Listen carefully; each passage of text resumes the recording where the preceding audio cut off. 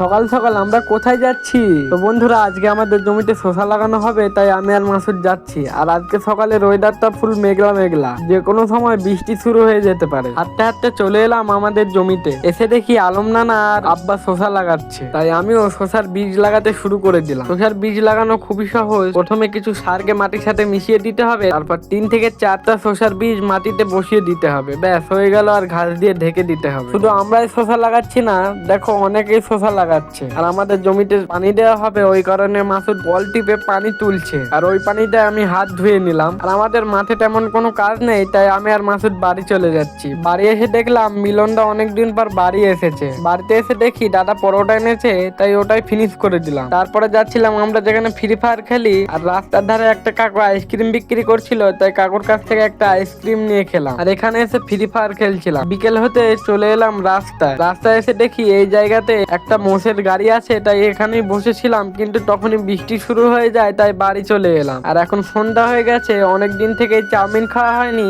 তাই আজকে চাউমিন কিনে খেলাম।